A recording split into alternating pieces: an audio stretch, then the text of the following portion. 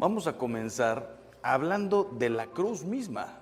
Evidentemente que el protagonista y a quien contemplamos es a Cristo, pero vamos a hablar un momentito de la cruz. ¿Por qué? Porque hay enemigos de la cruz. No actualmente, también, desde el inicio. Hoy asistimos a la desaparición progresiva del símbolo de la cruz.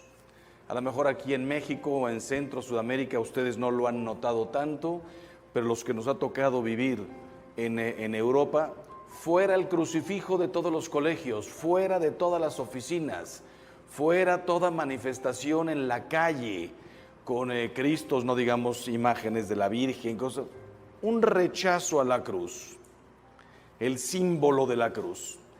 Desaparece de las casas de los vivos y de las tumbas de los muertos. Nos interesa más una fotografía, una fecha, y ya no queremos la cruz, preferimos unas flores. Y cuando digo que desaparece de las casas de los vivos, ¿a cuántas casas me han invitado? Entras y están preciosas, bien adornadas, y uno se pregunta, ¿y un crucifijo? En la sala, en alguna recámara, en algún lugar. Desaparece sobre todo del corazón de muchos hombres y mujeres a quienes molesta contemplar a un hombre clavado en la cruz. Esto no nos debe extrañar. Ya desde el inicio del cristianismo, San Pablo hablaba de falsos hermanos que querían abolir la cruz. Dice la carta a los Filipenses 3:18, porque son muchos, y ahora os lo digo con lágrimas, que son enemigos de la cruz de Cristo. En tiempos de Pablo, imagínense cómo está ahora. ¿Qué significa la cruz? Unos afirman que es un símbolo maldito. Otros, testigos de Jehová, por ejemplo, que no hubo tal cruz, sino que era simplemente un palo, y representan a Jesús crucificado con las manos así hacia arriba. Para otros, Cristo, el Cristo de la cruz, es un hombre derrotado, por decirlo así, para los paganos. El Corán enseña que Cristo no murió en la cruz. La cruz es símbolo de humillación y derrota solo para aquellos que ignoran el poder de Cristo, el poder para cambiar la derrota en victoria, la muerte en vida y la cruz en camino hacia la luz. Por eso le puse poder y grandeza de la cruz, el poder para cambiar la derrota en victoria, la muerte en vida y la cruz en camino hacia la luz. Es parte de nuestro misterio pascual. Jesús, sabiendo el rechazo que iba a producir la predicación de la cruz, comenzó a manifestar a sus discípulos que él debía ir a Jerusalén y sufrir mucho, ser matado y resucitar al tercer día. Se lo dijo a los apóstoles, se lo dijo a los discípulos, paulatinamente lo iba diciendo. Hasta el punto que Pedro le tomó aparte y se puso a reprenderle, el discípulo al maestro. Lejos de ti, Señor, de ningún modo te sucederá esto. San Pedro, por esta incomprensión, no era maldad ni mucho menos, estaba apenas preparándolos, se llevó probablemente el regaño más feo que hay en todo el Evangelio. Apártate de mí, Satanás. A Herodes lo llamó zorro, vayan y díganle a ese zorro. A otros los llamó hipócritas, a los fariseos, hipócritas. Los llamó mentirosos, pero a nadie más que a Pedro, a la roca, al jefe de los apóstoles, le dijo, quítate de mi vista, Satanás, porque tus pensamientos no son de Dios, sino de los hombres. Mateo 16:21. Pedro ignoraba el poder de Cristo para transformar la muerte en vida. Pero qué curioso, 2000 años antes, Dios le había pedido a Abraham, toma a tu hijo al que amas llévalo al monte, al lugar que yo te diré, y sacrifícamelo. No hablaba de la cruz, hablaba de muerte. Tenía muchísimo más fe Abraham que Pedro. Abraham sabía, dice la carta a los Hebreos, que Dios podía perfectamente devolverle la vida, que Dios sacaba hasta de una piedra a un hijo de Abraham. Pedro ignoraba esto, el poder de Cristo para transformar la muerte en vida. Por eso quiso apartarlo del camino de la cruz, pero Cristo le enseña que el que se opone a la cruz se pone del lado de Satanás. Ahora bien, les dije, los testigos de Jehová, los paganos, escándalo, locura para los griegos, para los mismos judíos. Para nosotros no es eso, pero para nosotros la cruz puede ser que haya perdido gran parte de su significado. Nosotros sí queremos la cruz, pero ¿qué cruz queremos? Yo voy cada año a Tierra Santa, ahorita pues por la pandemia no, pero voy 2 veces, me he llevado hasta 200 personas al año en 2 turnos. Y es interesante ver cómo la gente pide cruz de madera de olivo de Jerusalén, cruz de marfil, no tendrás de oro de 18 quilates. A mí de la plata me ensucia aquí, me saca ronchas, necesito 24 quilates. Nos encanta la cruz, pero ¿qué cruz?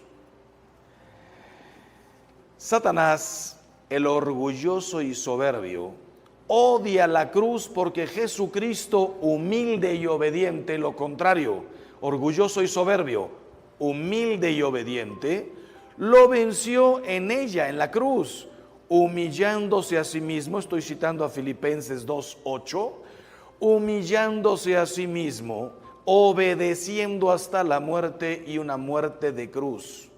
Y así transformó la cruz en victoria, por lo cual Dios lo ensalzó y le dio un nombre que está sobre todo nombre. Se pueden imaginar la batalla en el momento de Getsemaní. El diablo tentando a Jesús, seguramente que lo estaba haciendo. Todos conocemos las 3 tentaciones de Cristo en el desierto. Pero ahí Cristo le quedaban 3 años de trabajo, de predicación, toda la vida pública. Él sabía de alguna manera el futuro, sabía perfectamente todo. Las 3 tentaciones no voy a decir que fueron sencillas. Convierte estas piedras en pan para que comas. Tírate del pináculo del templo, no te preocupes, te recogerán los ángeles. Póstrate y adórame y te daré todos estos reinos. Nadie se puede meter en el alma de Cristo lo que realmente sintió, la dureza de la tentación, pero estaba comenzando, estaba además fresco, no le esperaba al día siguiente el martirio más brutal probablemente que se haya conocido en la historia de la humanidad. No, ni mucho menos. Entonces, no digo que fue fácil, pero el Evangelio no habla de otras tentaciones. Esas son las 3 tentaciones de Cristo. ¿Ustedes creen que no tuvo tentaciones en Getsemaní? ¿Para qué morir? Vas a morir en vano por muchísima gente. Judas se va a condenar. Recuerden que todo lo que estoy diciendo ni siquiera sé si es verdad o no. El demonio es el padre de la mentira. Si Judas está condenado o no, lo sabe Dios Padre, lo sabe Jesús. Nosotros, hay una frase tremenda que dice, el Hijo del Hombre se va, pero ay de aquel por quien se va el Hijo del Hombre. Más le valiera no haber nacido, pero no dice más le valiera no haber sido concebido, más le valiera no haber nacido. Probablemente alcanzó la misericordia de Dios de alguna manera, no lo sabemos.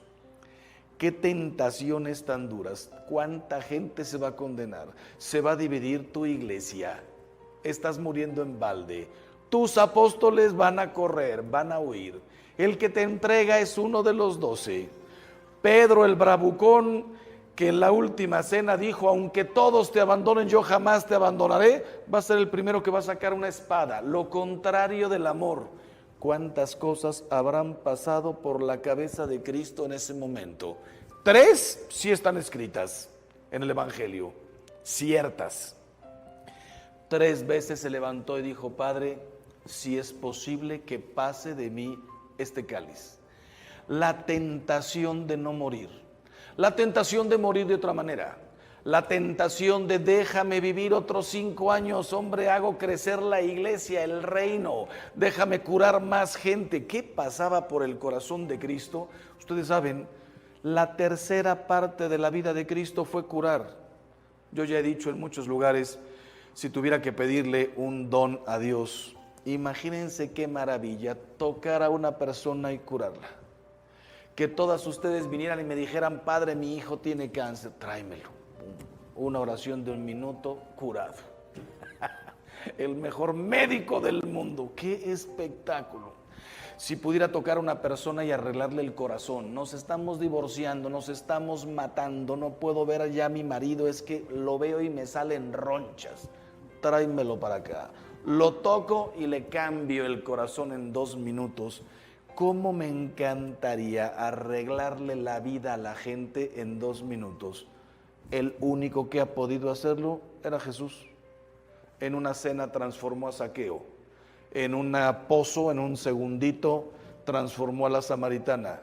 A punto de ser apedreada, transformó a la Magdalena.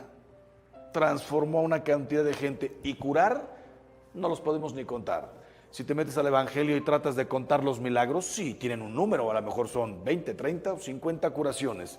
Pero y las que dicen, le traían a los enfermos y a todos los curaba, y siempre habla de multitudes, miles de personas. Imagínatelo en Getsemaní. Mañana me voy. Se está terminando esto. Cuando me levante de Getsemaní, no volveré a hacer un solo milagro. Y la gente que se apiñaba por verlo. Escándalo. Pero humilde y obediente, vence ahí en la cruz. Y él sabía, cuando resucite, haré 10,000 millones de milagros más durante la historia de la humanidad. Símbolo maldito, la cruz. Estamos hablando de poder y grandeza de la cruz. ¿Por qué algunos lo llaman símbolo maldito? Para confundirnos a los católicos. Mira qué pregunta tan tremenda. ¿Tú adorarías el cuchillo con que mataron a tu padre? Imagínese, Dios no lo quiera, vaya ejemplo que voy a poner. Que tu hijo saliera hoy de la universidad, 20 años, va a mitad de la carrera, y en un asalto por 3,000 pesos le meten un cuchillo en el hígado y lo matan. ¿Tú irías a recoger el cuchillo y lo pondrías en la sala, en un cuadro? Mire, este es el cuchillo con el que murió mi hijo. No querrías ni verlo, no lo podrías ni soportar. Entonces nosotros, ¿por qué adoramos? El Viernes Santo se adora la cruz, es el único día en que se adora. La cruz se venera siempre. El Viernes Santo nos postramos, besamos, adoramos la cruz. ¿Por qué estamos adorando el cuchillo con el que mataron a nuestro Señor? Mira, primero, tú no adorarías el cuchillo con el que mataron a tu hijo, porque tu hijo o tu padre o quien sea no tiene el poder para convertir un símbolo de derrota en símbolo de victoria. Solo Cristo tiene ese poder. ¿O tú no crees que no crees en el poder de la sangre de Cristo? Miren, si la tierra que pisó Jesús la llamamos Tierra Santa, ¿por qué? Porque ahí nació, ahí caminó, se metió al Jordán, al lago de Genezaret, por donde pasó Cristo, todo lo dejó santificado. Cuando va caminando Moisés hacia el Horeb, sube al monte Sinaí, al monte Horeb creo, y le dice Dios, descálzate, la tierra que pisas es santa. ¿Por qué? Porque aquí estoy yo. Imagínate cuando Cristo bajó al mundo, lo llamamos Tierra Santa. La cruz bañada con la sangre de Cristo, ¿no la vamos a llamar con más razón santa? Si el camino que no sabemos exactamente por dónde pasó, sí, entró a Cafarnaúm, entró a la casa de la suegra de Pedro, este es el lago, son las montañas. Me imagino que muchos de ustedes ya fueron acá a Tierra Santa y lo primero que les dicen, no te preocupes si Jesús pisó esta piedra. Vas a Tabga y dice, aquí fue lo de los panes, etcétera. Pero ¿se sentó en esta piedra? No, no lo sé. No lo sé, pero ¿qué importa? Todo este lugar es santo. Si lo que pisó Jesús es santo, el agua que tocó, imagínate la cruz con la que bañó con su sangre. Por supuesto que es santa la cruz. Creer en la cruz significa creer en el poder de Cristo para transformar la muerte en vida, las lágrimas en gozo, el odio en sacrificio redentor. Hace un mes y medio murió mi madre, muchos habrán hecho ya esta experiencia. Cuando una persona muere entera, pues el dolor debe ser muchísimo más grande. Perder a tu madre, como yo perdí a mi padre a sus 42 años, yo a mis 14. A lo mejor tú ya perdiste a tu madre a los 50, 60, 70, sana, con la cabeza perfecta, una tragedia. A los que nos ha tocado ver sufrir durante larguísimos años, ¿cómo ayuda la conciencia del poder transformador de la cruz? Tú a tu madre, no desearías la muerte de tu madre a sus 50 años, 60 años, aunque tuviera 75, si está entera. Conozco gente de esta sección que están cumpliendo 80 años y no me pasa ni por aquí desearles la muerte. La de mi madre, yo la pedía, porque para quienes creemos en el poder transformador de la muerte de Cristo, de la cruz, llévatela, Señor, al gozo eterno. Segundo, no fue la cruz la que mató a Jesús. Maldita la cruz que mató a Jesús. La cruz no mató a Jesús. A Jesús lo mataron nuestros pecados. Si alguna estaba pensando, fueron los romanos, fueron los fariseos, fue Pilatos. Pilatos no tenía ni idea de lo que estaba haciendo. Que faltó a su conciencia, faltó a la verdad, que no quiso investigar, rollo suyo. A Cristo lo mataron mis pecados. Seguramente conocen ustedes una canción de un hombre que canta precioso, es cristiano, pero la letra de sus canciones no son anticatólicas. Jesús Adrián Romero, si hubiera estado ahí, y de pronto dice, pensándolo muy bien, también estuve ahí, fui yo quien te escupió, fui yo, mis pecados. Él ha sido herido, dice Isaías 53, una profecía 1000 años antes de lo que sucedió. Él ha sido herido por nuestras rebeldías y molido por nuestros pecados. El castigo que nos devuelve la paz cayó sobre él, y por sus llagas hemos sido curados. La cruz fue el instrumento, bendita cruz, en la cual Jesús canceló mis pecados. ¿Cómo puede ser la cruz un signo maldito si nos cura y nos devuelve la paz? Y tercero, la historia de Jesús no termina en la muerte y en la cruz. Cuando recordamos la cruz de Cristo, nuestra fe y esperanza se centran en el resucitado. La cruz no es el final. Por eso para San Pablo, la cruz es motivo de gloria. Gálatas 6:14. Si he de gloriarme en algo, es en la cruz. No en mis talentos, no en mis poderes.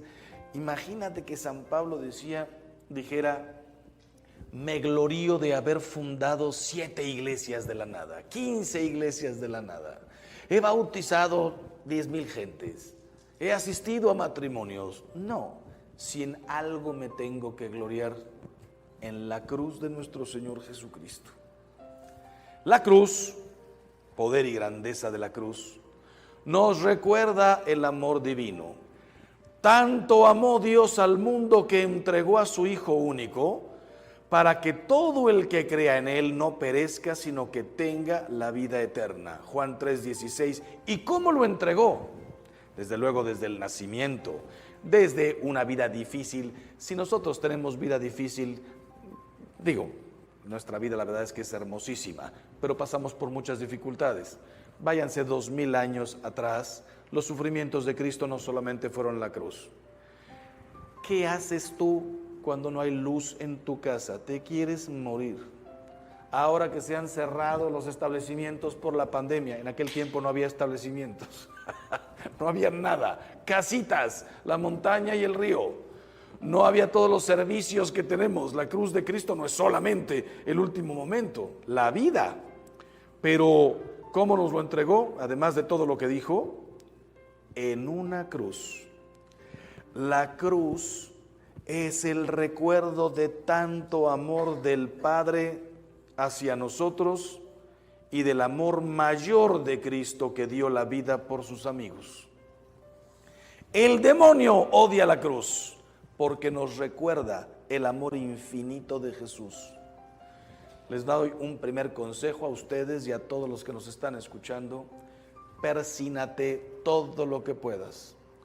Nos da a veces flojera bendecir los alimentos.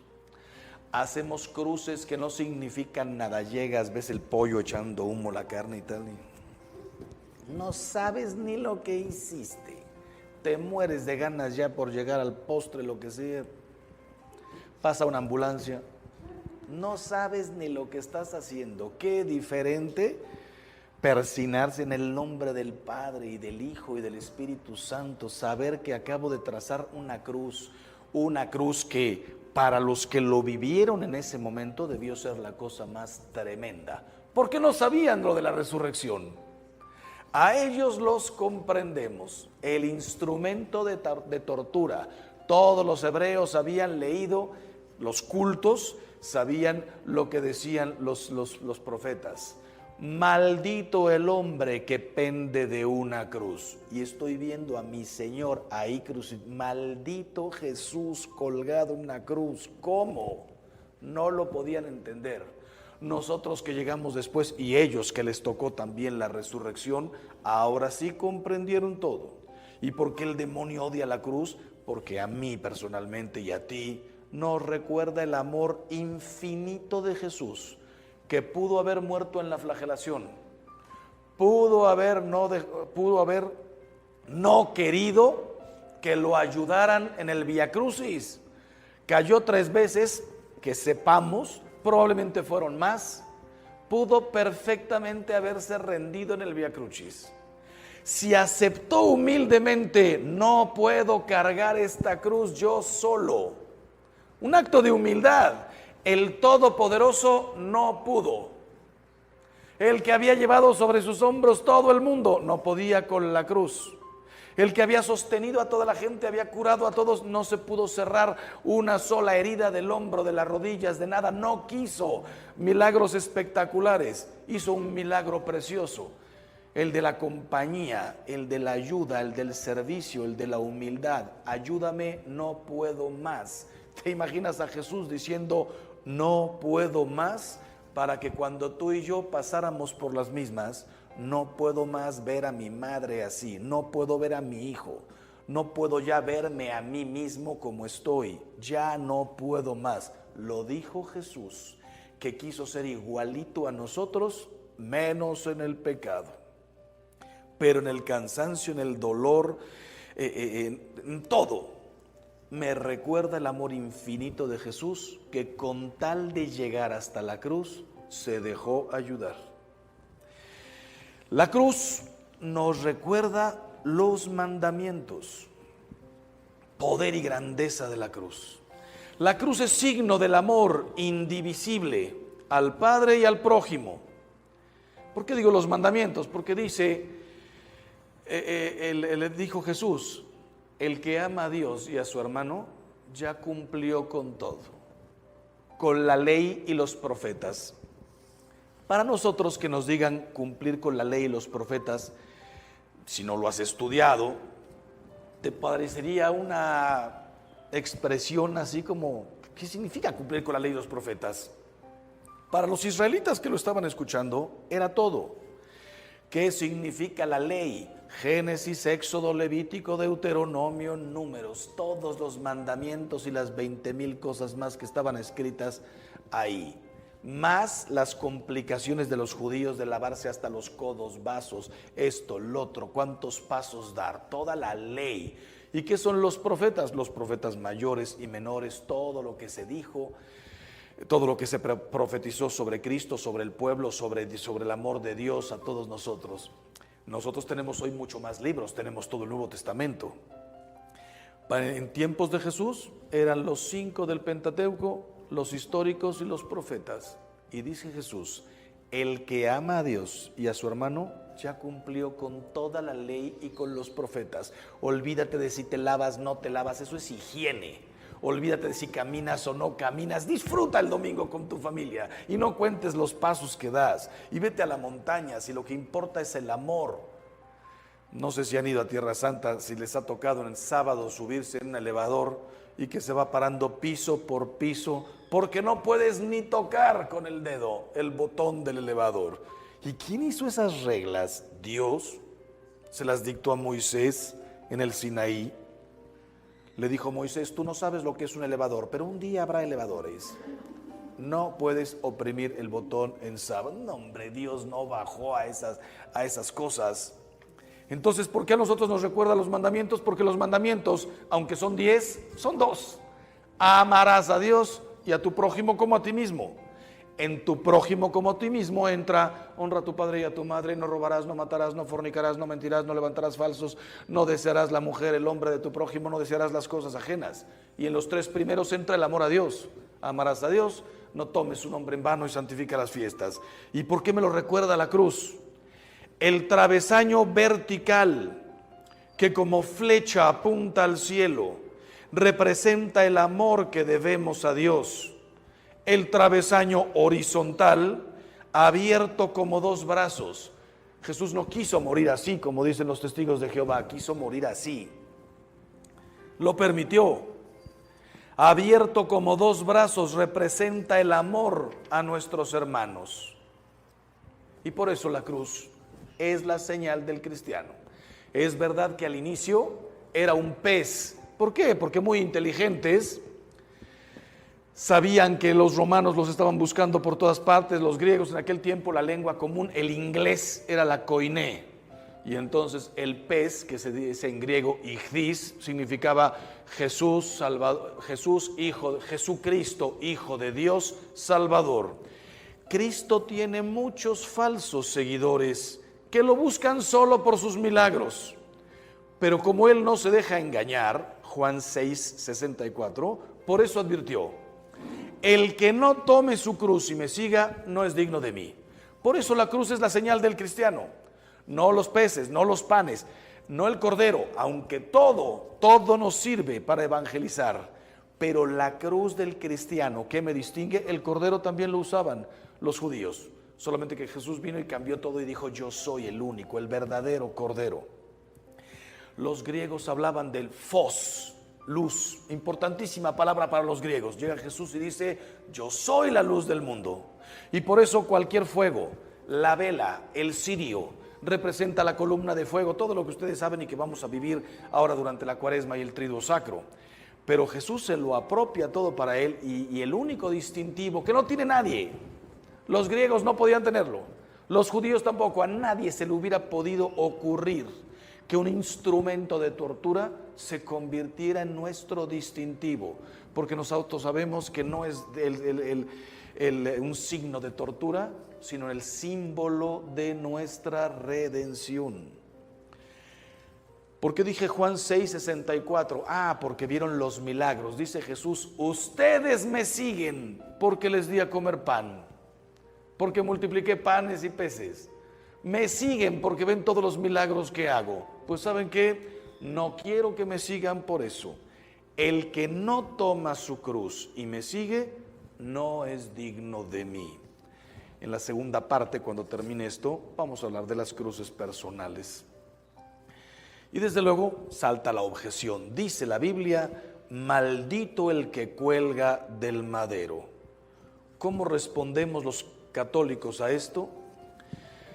Los malditos que merecíamos la cruz por nuestros pecados somos nosotros, pero Cristo, el bendito, al bañar con su sangre la cruz, la convirtió en camino de salvación. Cristo cargó con la cruz a fin de que llegara a los gentiles en Cristo Jesús la bendición de Abraham y por la fe recibiéramos el espíritu de la promesa. Pues bueno, el ver la cruz con fe nos salva. Poder de la cruz si la vemos con fe. Miren, dijo Jesús: como Moisés levantó la serpiente en el desierto, así tiene que ser levantado el Hijo del Hombre para que todo el que crea en él tenga vida eterna. Juan 3:14.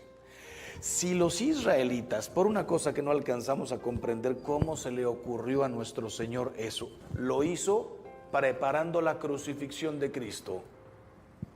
El judío no podía hacerse imágenes. La serpiente, dice el Génesis, es el animal que representaba al diablo. La serpiente fue la que engañó a Eva. ¿Cómo es posible que nuestro Señor, que Dios Padre haya dicho: los que sean picados por una serpiente y no quieran morir, vean a la serpiente que va a ser Moisés?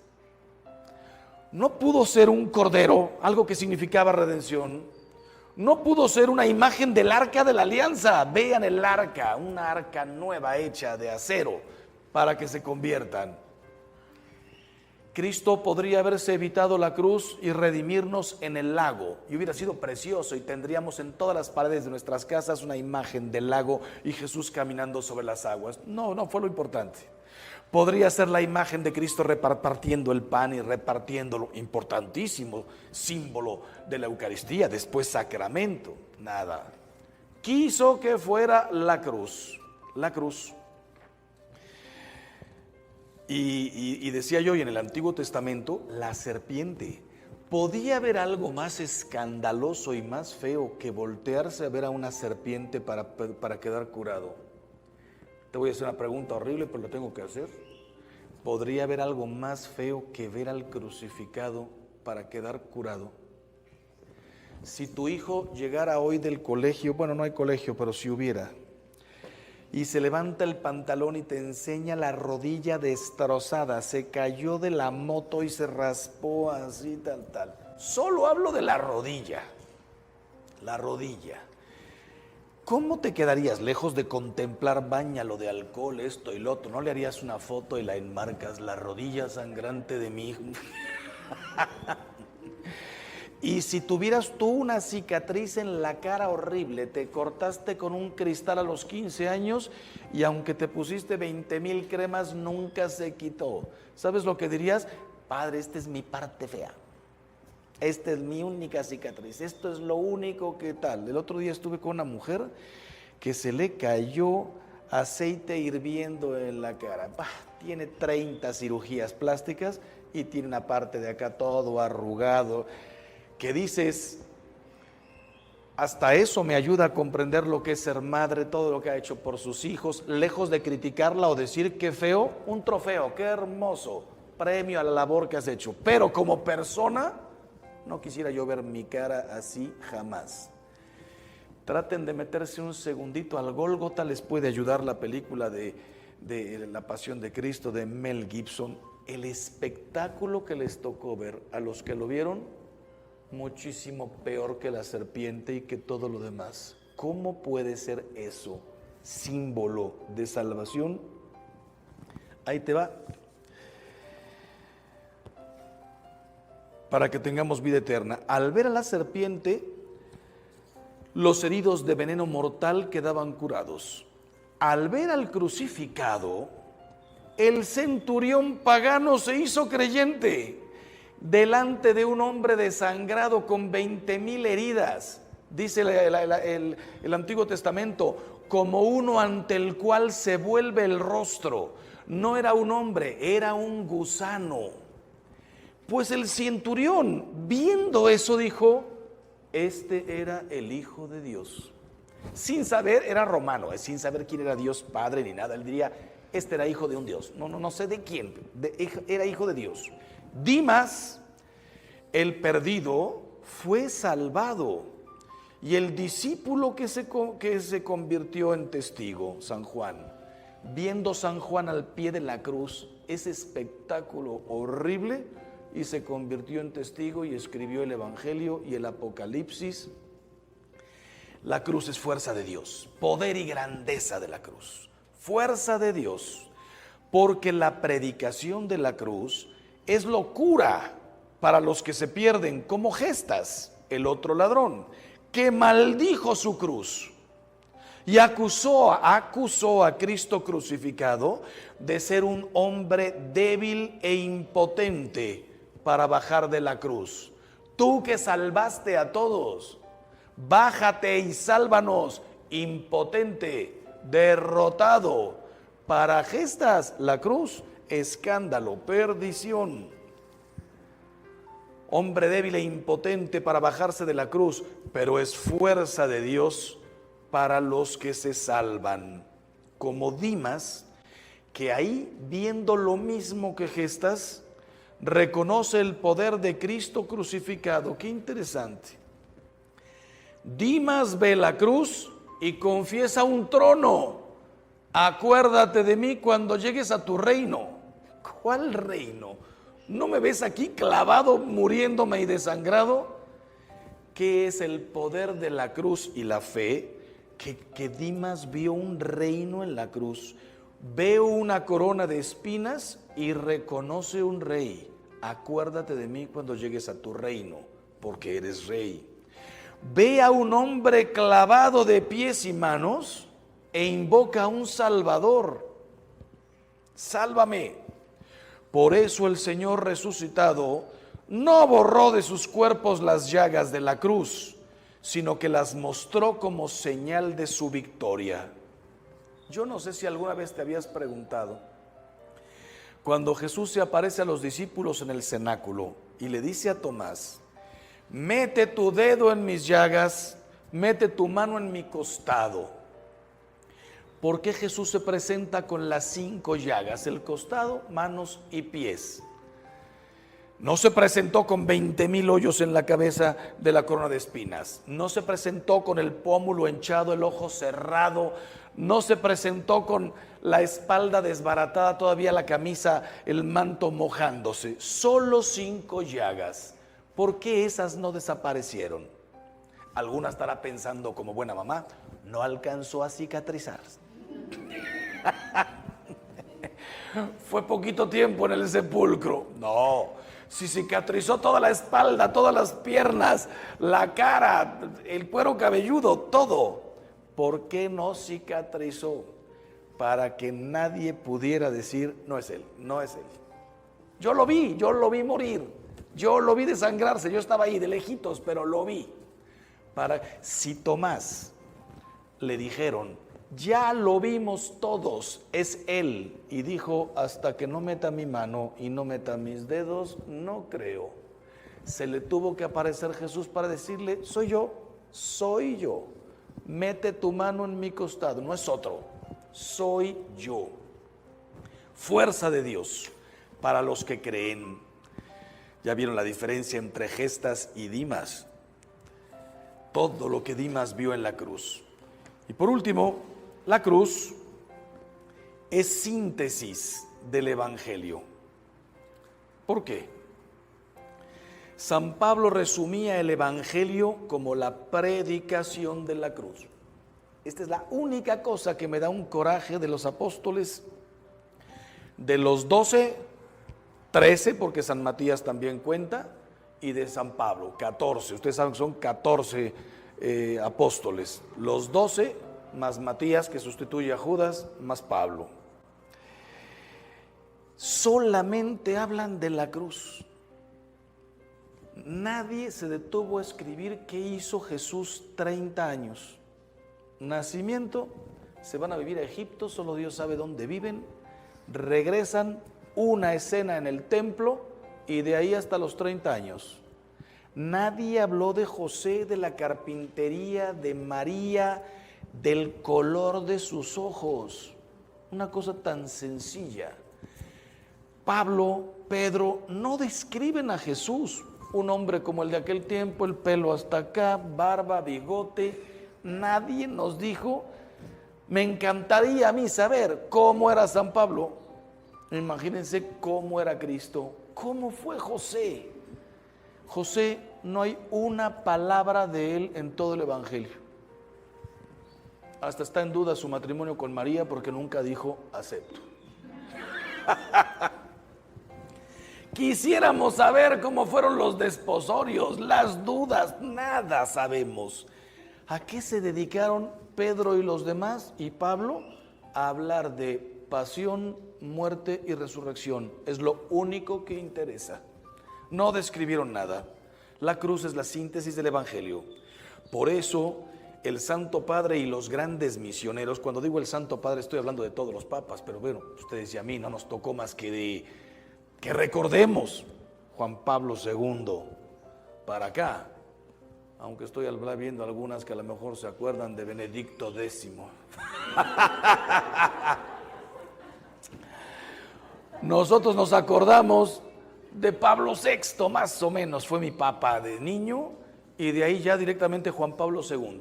Todas sus entradas a misas, salidas, procesiones, el báculo con el Cristo colgado, muerto en la cruz, no vivo, muerto, cuando ya está así. El Cristo de Juan Pablo II, para mí, de los más hermosos que hay. El Santo Padre y los grandes misioneros han predicado el Evangelio con el crucifijo en la mano, no con unos panes.